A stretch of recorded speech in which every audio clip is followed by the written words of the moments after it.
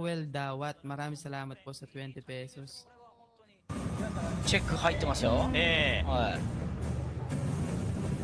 すごいいいタイミングですよね。ねMara- これカシメロ倒さなきゃいけないっていう状況になります。まあなんで倒しには来てるんですよね。やっぱり、はいそうですよね。あと2つやぞ。集中しろ。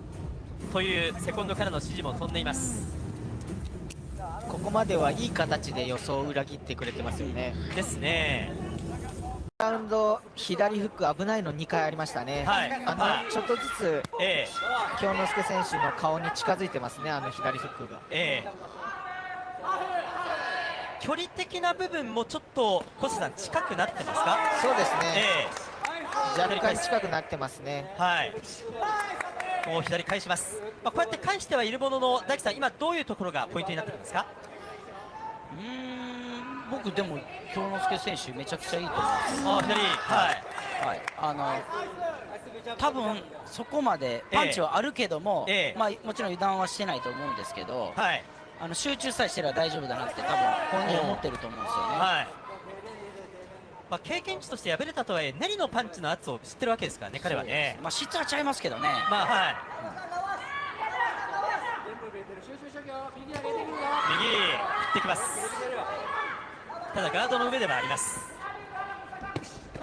右、これもガードの上でありますが、まとめなました。んで今のパンチも、はい。京之介普通に出してるんですけど、ちょっとだけ下がるじゃないですか、カシメロ選手が。だからやっぱり適正階級じゃないんですよね。なるほど、上げてるからこそ。はい。この辺、昴生さんどう見ます？そのサイズ感というところで。やっぱりサイズ感の、同じ体重で今回やってるんですけど、体の体重差、階級差みたいなのはやっぱり感じますね。本来的に亀田京之介は適正がフェザーで、一方で今の体格でいうと、カシメロはバンタム、ですから、結構な階級の差がある中で、さらにフェザーよりも重い58キロという契約です。取れないんですよね、これじゃあカシメロ選手は。僕はね、流れ攻めてはいるんですけどね、ジャブも出ているしね、その後のちゃんとしっかり。Ayun.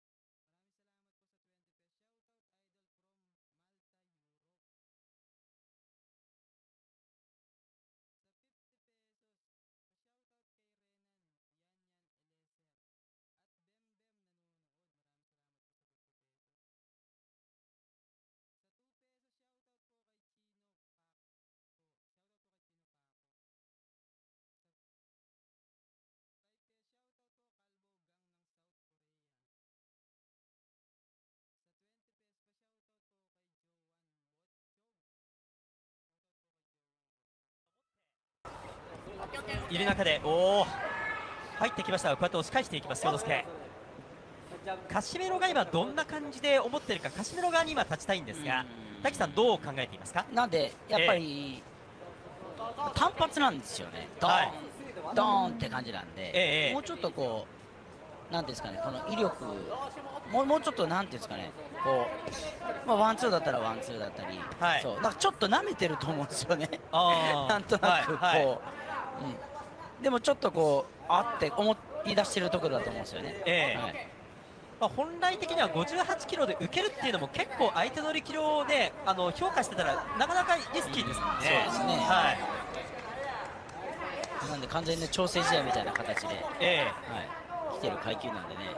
そこにチャンスが京之介にあるのかどうかというところ。この辺りのボディーワークはさすが。右入ってった。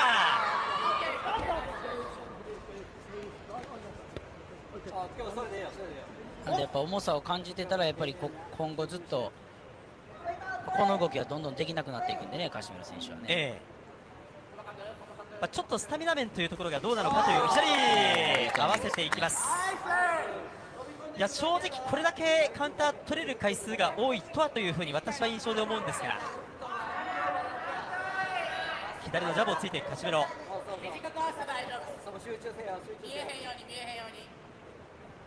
これ、小瀬さん、京之介選手はカウンター取れる自信はある程度持ってるって見ちゃっていいんですか？持ってますね。おーただここで、距離が今離れた距離がしっかり作れているので、この時ポイント取りたいですね。そうね、だからそこでジャブついたり、はいっていうのがこの中間距離もったいない。ここに最低限自分から行く場面も作ってもいいかもしれないですね。はいポイントをピックアップする意味で。さっきカシメロに振ったのもそういうところが京之介に足りないからっていうところはコーチさんありますよね。もう少しだけ、自分からとか手数みたいなところ、まあ、同時にクリーンヒットも欲しいところですね。はいちょっとお互いに今注意を与えました。残りは40秒。いやでも山本さん、はい、なんかいろんな意味でわからないぞっていう空気感はあそうですりますよね。ね、私、2ラウンド目と3ラウンド目とかにしてたこうジャブでやっぱり、こう刺すと前に来るカシメロ選手が止まってるっていう印象が受けたので、なんかもっとジャブ出してほしいなって思っちゃいます。ジャブついたらもっとやりにくいんですけどね。そうなんですね。そっかそっか。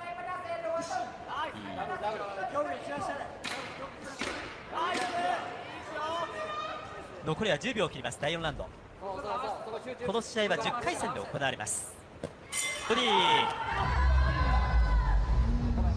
第4ラウンドまで終了しました。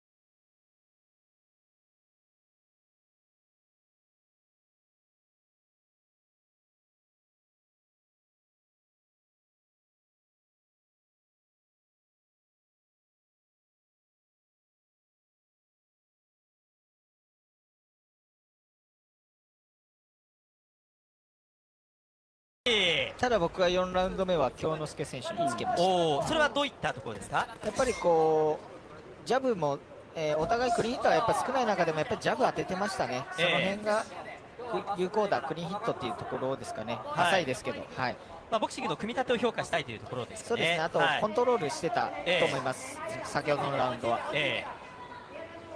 さあこうなると、カシメロがこの辺のジャッジ感をどう考えてるか。まあでも京之介選手からするとめちゃくちゃいい展開ですけどね。ですよね。よしよし。こういう展開に引きずり込みたくてやってたわけですね。左フック。その後こういう強打あります。そしてもう一回右。入っていくカシメロ。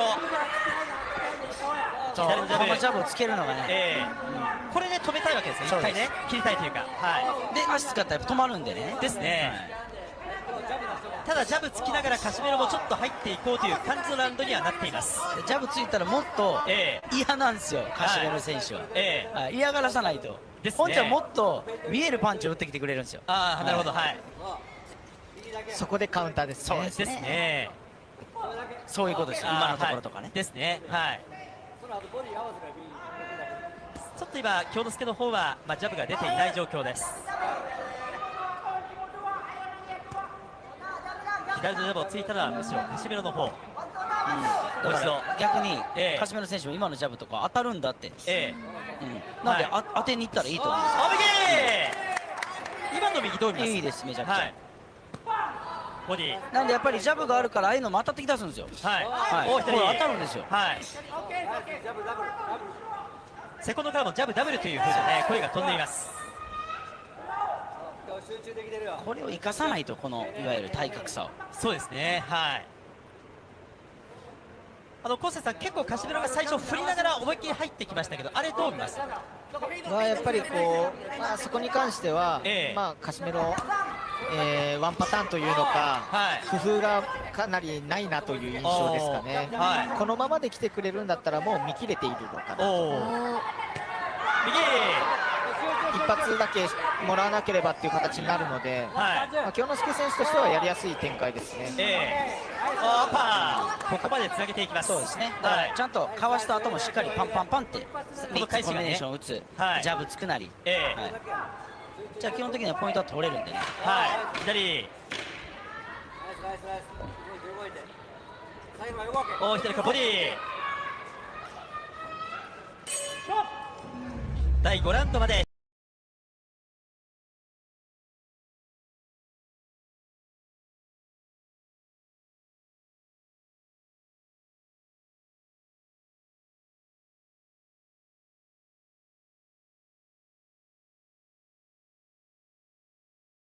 風に捉えられると思うんですよね。なるほどね。でカシメロがこういう展開をどういうふうに考えて、この後後半何か別な引き出しがあるのかどうかを見たいですね。みたいです。はい。カシメロは逆に変化がないと、この展開はまずいですね。はい。ちょっとジャブついたりみたいなシーンは先ほどのラウンドは若干ありましたけど。そうですね。ジャブをストレート系のパンチで変化つけていくのか、はたまた戦前から言っていたボディへ今度狙いをシフトするのか。手数単純におそらくカウントをすると京之介の方が出してはいるはずで、この辺をどういうふうにカシメロ陣営考えるか。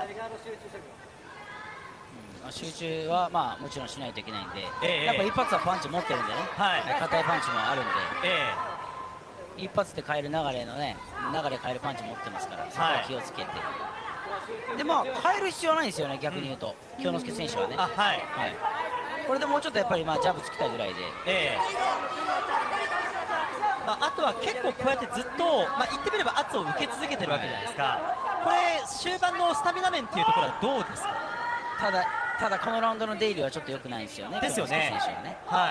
さっきまでのサークリングの仕方と今のはちょっと押し込まれてるように見えるんで。小瀬さん、そのあたりは同じ意見ですか。そうですね、しっかりとバランス取った中で、下がりながらもこうジャブついたりとか、集中力も切れるんでね、やっぱ相当集中してたと思うんですよ。ですよね、特にね。最大限の警戒心を持ったいいタイミングで入った。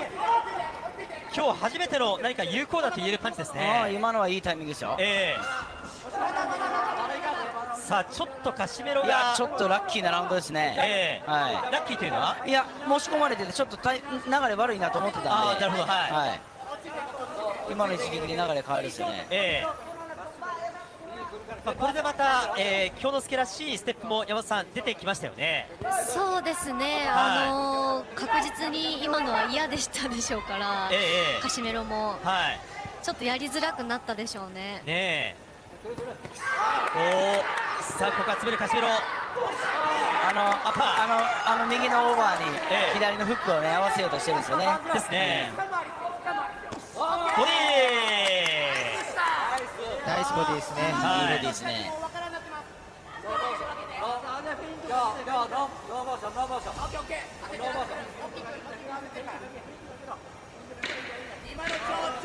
さあ時間も残り少なくなってきました。第6ラウンド、左のフックアッパー、右に左を合わせてアッパーまでつなぐっていうこの一連の流れは結構京之介今出してます。そうですけど、これカシメロだったんですけどね、僕。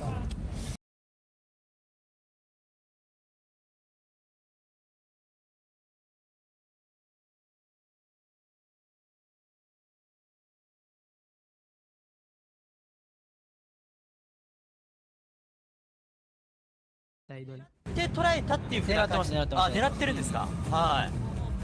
そうするとこれは京之介今表情を見ていますが、いける。Makapag-sira po ata yung Gigas mga idol。そうですね。ここまではちょっとかなり単調なので、正直今の展開、体力的なものも含めてここから先、今完全に有利なのは京之介選手ですね。ですね。さあこうなってくると、カシメロを食った男という風な感じで一気に世界に名を上げていく可能性があります。なんだかんだで世界3階級制覇チャンピオンです。 WBO の世界ライトフライ級の暫定チャンピオン、 IBF では世界ライトフライ級の正規王者、防衛3回しています。ここを見切っています。お一人返していく。さらには IBF 世界フライ級防衛1回、 WBO 世界バンタム級は防衛4回しています。いいですね、上手に足使ってます。左右に的を絞らせない。左カシメロ選手は強く打ちたいので、はい止まった相手に対して打ちたいんですよそうですね。なので、右行った、左行ったって言うと、力がこう入れづらいですよ分散されるんね。でね。はいなかなか発射できないですよね。ボディいいボディですね。先ほどのカシメロの煽りの VTR では、相手が、言ってみれば顔が大きい、的がでかいから当たるんだっていうことを言ってますが、ただ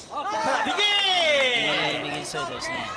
左もうやりにくそうですもん。ですよね、明確にこれ動く的をカシメロが捉えられなくなってきています。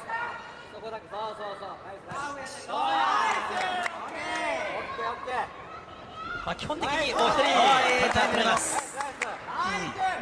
京之介選手の良さが光ってきましたね。ですいいね。動きが出てきました。はいジャブついてきたところ左フック、いい流れですちょ。っとタイミングずらしてましたもんね。どうしてもキャラクターで隠れちゃうところありますが、山本さん、は基本に忠実でい。いやすよね、京本当に之介選めちゃくちゃ綺麗なボクシングをされるイメージがあるので、いやこの努力の積み重ねはすごいと思いますね。手。はい。ステップでしっかり左捉えて下から上。手数ではこれ京之介。さあカシメロがかなりこれは難しい状況、もどかしい状況になっています。ボディ、さあ来たのカシメロのバランス。本当はこの距離でずっと戦いたいんですよね、そうですね柏村選手は。もう完全に強引に行くしかなくなってるので、逃したくないカシメロ。右、ただガードのパ上。ンチは硬いんでね。はい。さあ足を使う動く的、それを捉えられないカシメロ。足止めるなという声も飛んでいます。いいですね、同じ階級の選手だと今ぐらいのパンチでも効いたりしてるんですよね、カシメロは。それで展開が変わってたのが今日は変わらないっていう。これがボクシング。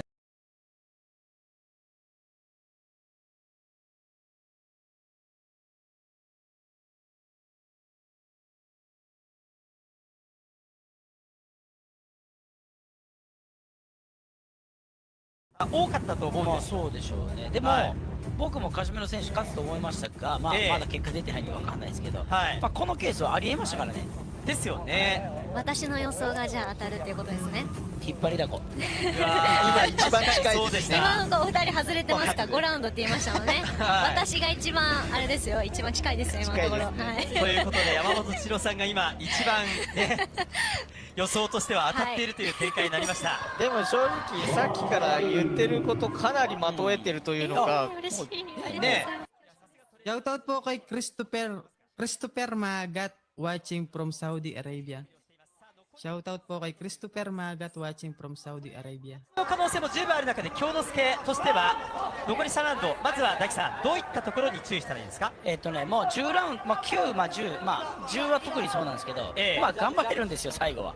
なんで8、9本当に油断せずに、もう変わらず自分のボクシングができるか、それだけじゃないですか。昴生さんはこの残り3ラウンド、逆にカシメロ側からするとどうまくっていきましょう。カシメロ側からするとですね、やっぱりこう、入り方を変えたいんですけど、フェイントを入れるだったり、違うパンチを使うなり、本当に左手で狙い定めて、右振りますって、もう本当にワンパターンな形ですよね、今日は。それが通用しないときに、カシメロは引き出しがなかったというのか、今現状だと。やっぱ階級を上げてくると、ちょっと滑りましたね。階級上げてくるとパワーだけじゃいけないので、スピードだったり、他のテクニックがいる、そこが今回はちょっと舐めすぎてたのか使えてないですね。もともと持ってなかったかもしれないですね。今まではこの階級の中でのパワフルさでもってそれが追いかけてたところがあったわけですね。カシメロ選手ってね、はまったら相当強いんですけど、逆にはまらなかったらそういうこういうちょっと滑りました。少し水がそうなんですよね。後半の試合ってね、ちょっと他の選手が水かぶるんでね、結構コーナーがね滑ったりするんですよね。ちょっと今そのあたり2つ続きましたんで、一旦リングの調整を行います。ご覧の通りね滑りました。それでもすかさずね来るあたりは来るっていう。さあちょっと今カシメロが煽ってきました。それに乗るのか。今までのボクシングというふうにセコンドからは指示が飛んでいます。京之介選手はこのままで本当にいいですね、このままが理想的です。はい、改めて試合前の先ほどご紹介したコメント、京之介のコメントをご紹介します。今回はちゃんと頭を使って10ラウンドきっちり徹底したテーマでやる。この徹底したテーマ、何か大樹さん見えてきましたね。しっかり作戦通りやってると思うんで、カシメロがこんだけこう大振りで単調に来てくれるんだったら逆にカウンターも入れていってもいいかもしれないですね。もちろん欲張る必要はないんですけど、ただその選択肢当たる可能性も、例えば右ストレートのカウンターなんかも入る可能性出てきますね。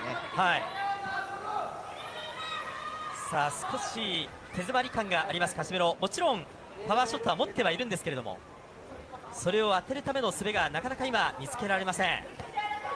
左のジャブ、左ジャブです。やはりフレームというか、階級は正義なのか。ボディー、さらにボディー、ナイスボディ。8ラウンドも終了しました。これカシメロ倒さなきゃいけないっていう状況になります。なんで倒しには来てるんですよね。やっぱり、そうですよね。あと2つやぞ、集中しろというセコンドからの指示も飛んでいます。ここまではいい形で予想を裏切ってくれてますよね。ですね。いやちょっと山本さん、予想はされてましたけれども、なんか現実になりそうになって今どういうでしょ、裏切るって言ったでしょ。山本さんだけ予想通りですね。だいぶ今、あれ今入ってたんじゃないですか。カシメロですよね。なんかずっと入ってたんで。体力的にボディなのか、でも増量は多分いつもよりはないと思うんですよ。そうですよね。58なんでね、言っても、したとしてもね、たかが知れてると思うんですよね。いつも通りではないと思うんですけど、何なんですかね。なんか調整がそんなにうまくいってなかったのか。でも舐めてリングに上がるとかそんなもんもう関係ないんでね。そうですよね。それはもうすべて実力になるんでリングに上がってしまうから。さあ左ジャブから詰めていこうという今日はこのバックステップですね。もうこのままでいい。京之介選手、カシメロ選手が来た時にすっとすかさず下がる、今日何度も見える場面ですけど、距離のキープの仕方、そしてちょっと詰まってくるとサイドにどんどん動く、足の使い方今日上手ですね。下から上、ここは危ないフックでしたね。右フック。やっぱパンチあるけども、やっぱ行きますよっていうパンチは確保はできる。特に展開も悪いんで。さあカシメロがだいぶ追い詰められています。この左ももらっている。単純に手数、被弾数でいうと、京之介の方が少なくてカシメロは結構もらっています。ただビッグショットがあるのはカシメロという展開ではあります。ただそれが正確に当たればというところを探っているカシメロなんですが、もうあれしかないんでね。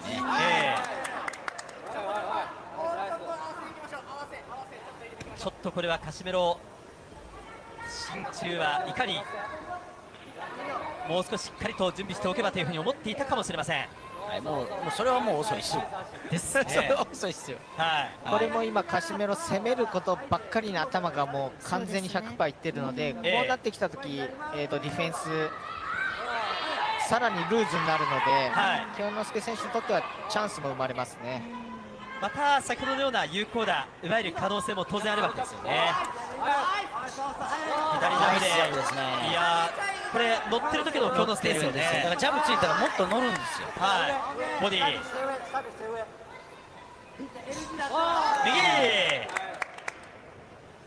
飛び込んでいきます。それもしっかりと届いています。左ナイスジャブ。さあ残り30。何かこれは現実にカシメロ超えがなっていきそう。左追いかけていく右。もう完全なるもうこれぞもう展開握ったボクサーですよね。本当にかなり余裕がもう全然もらわないですね。握ってますね。この飛ぶようなステップワークもちょっと目切れたんですけどね。Yan mga idol, mukhang sira nga ata yung Gcash na sa Pilipinas mga idol.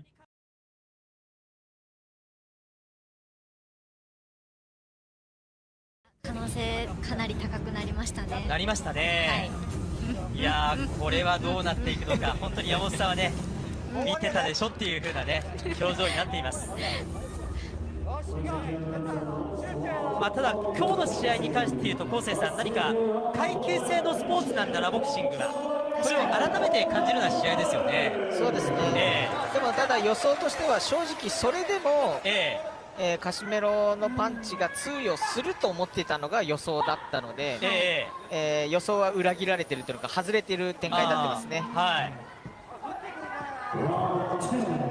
すべてがそのカシメロのパンチが通用するありきの、展開を考えていたので。そうですよね。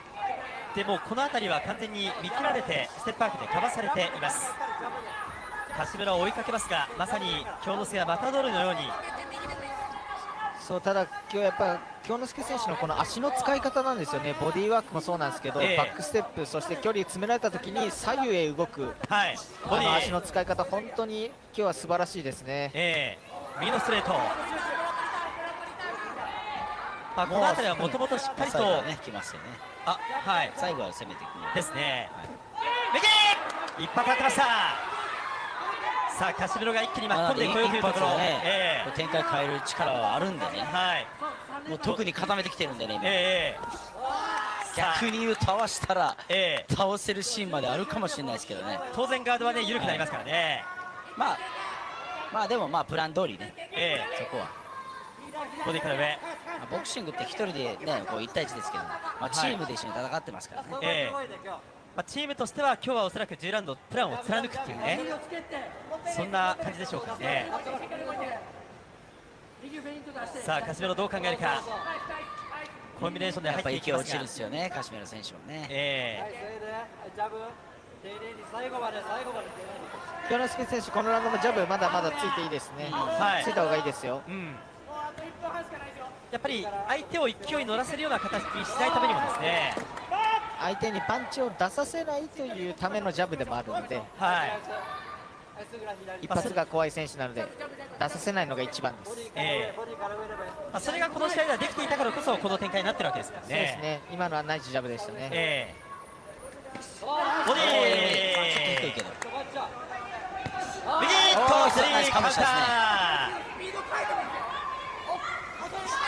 右かぶせて左、やっぱりねちょっとパワー差もあるんですよ。ですね。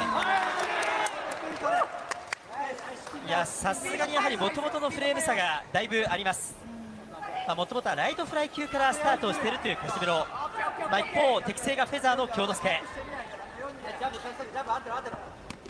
ボディ追いかけますが、ここも見切った京之介。やっぱ懐でね、やっぱり、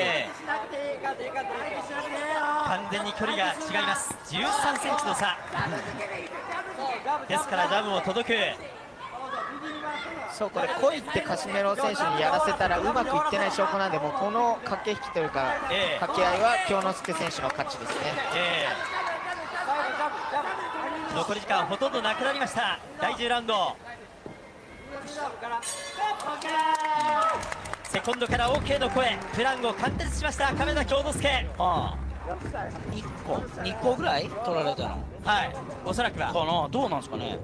ちょっとね2個ぐらいかな。ジャッジペーパーは開けてみないと分かりませんが、でちょっと今日に関してはおそらく現地のリングアナウンサーの英語のアナウンスがちょっとですね実際と違っているケースがあったので、後ほどちょっとジャッジペーパーに関しては確認はしたいなと思うんですけれども、先ほどの試合も118対119なんていうアナウンスがあって、それ絶対ラウンドバスではありえないようなアナウンスがされていたんで、ちょっと、数字に関しては疑ってみた方がいいとは思うんですけれども、改めて今日のいいところ、今、ハイライトでご覧いただいています。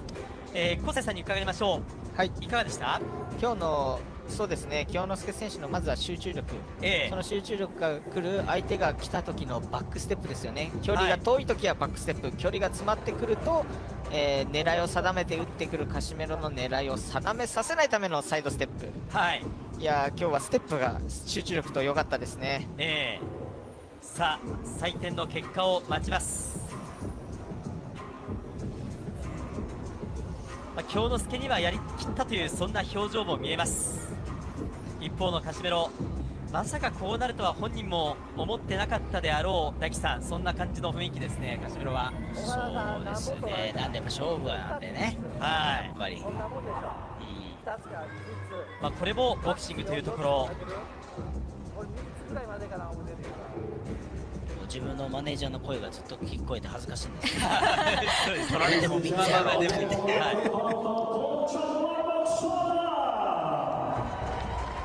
Ladies and gentlemen, after the round of boxing, scorecards. Judges number 1, 93, 97, and judges number 2, 94, 98, 8 and judges number 3, 94, 98. 一緒じゃないですかね。 And your winner by unanimous decision, 清之助亀田京之介、3対0の判定、カシメロ超えを果たしました。